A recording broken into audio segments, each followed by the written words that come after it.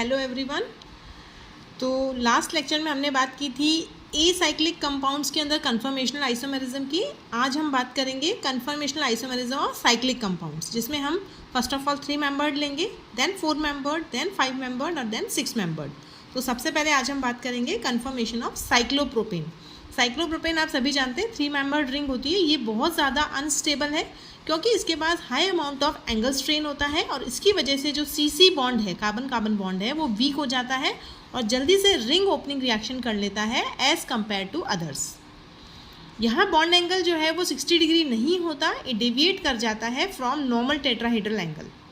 Normally जो हम sp3 देखते हैं वहाँ पे 109 डिग्री 28 डैश होता है, बट यहाँ पे ऐसा आपको लगता है ऐसा पॉसिबल होगा, तो नहीं है। यहाँ पे होना 109 डिग्री 28 डैश है, बट ऐसा प्रैक्टिकली नहीं हो पा रहा है।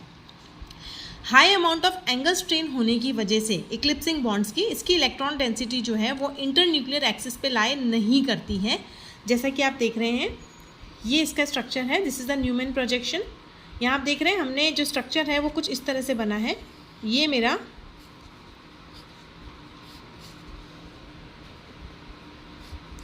मेरा इथेन मॉलिक्यूल था, दिस इज़ द इथेन। अब मैंने कुछ नहीं किया है, सिर्फ ये जो मॉलिक्यूल था इसमें यहाँ पे मैंने CH2 कर दिया है, जस्ट लाइक दिस। ओके, ये CH2 कर दिया है, तो कुछ इस तरह का स्ट्रक्चर बन गया है। अब आप देख सकते हैं कि इसकी जो एक्सिस है इस पर ये बॉन्ड आपस में नहीं कर रहे हैं बल्कि आउट ऑफ द एक्सिस जा रहे हैं।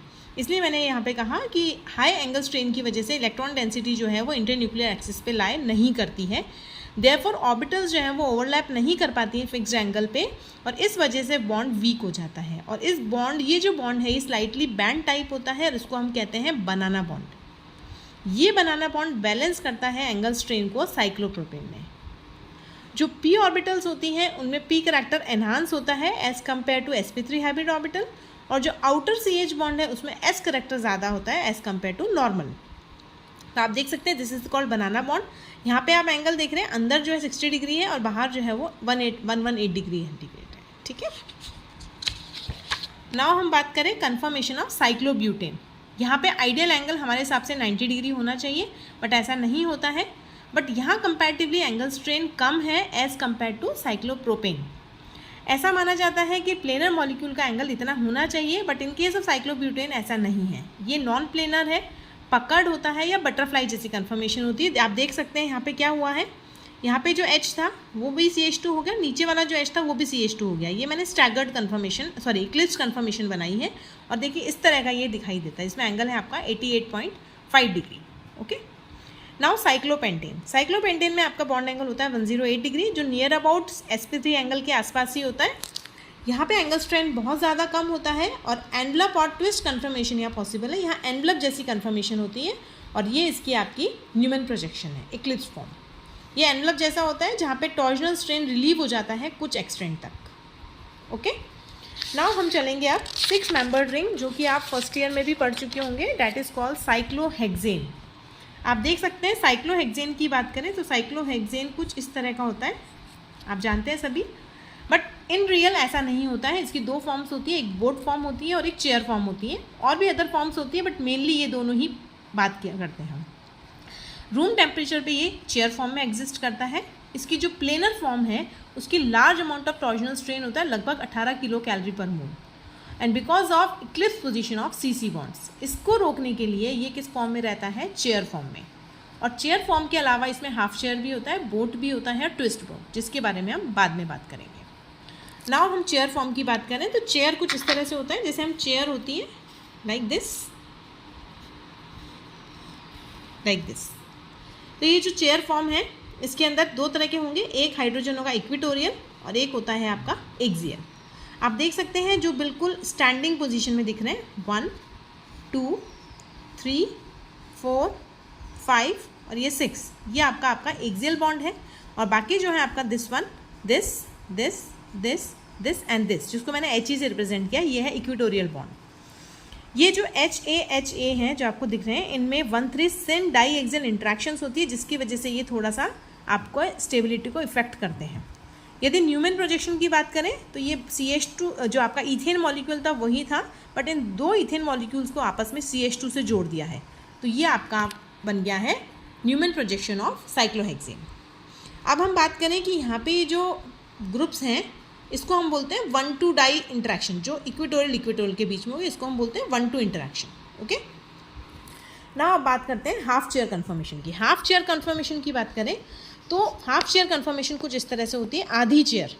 ओके, यहाँ जो 5 एटम्स है वो कोप्लेनर है और रिमेनिंग जो है वो एक जो है वो पकड़ है और आउट ऑफ प्लेन है।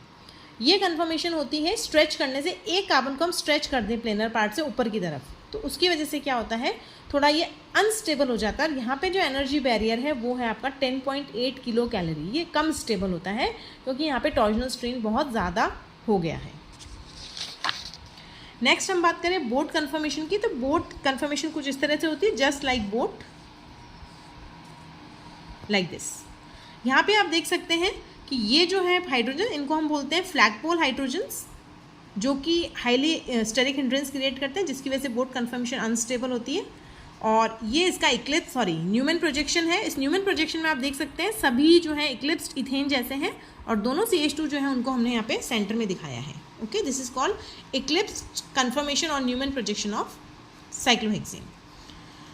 यहाँ पे 2 बॉन्ड्स है, एक C2C3 और C5C6, ये पैरेलल होते हैं जो एक दूसरे के परपेंडिकुलर, और इसमें एक दूसरे के आप देख सकते हैं ये पैरेलल है, this one and this one. Okay, 2 flagpole hydrogen atoms होते हैं जो स्ट्रेन करते हैं रिंग के अंदर, तो एनर्जी बैरियर बहुत ज़्यादा बढ़ जाता है as compare to chair conformation.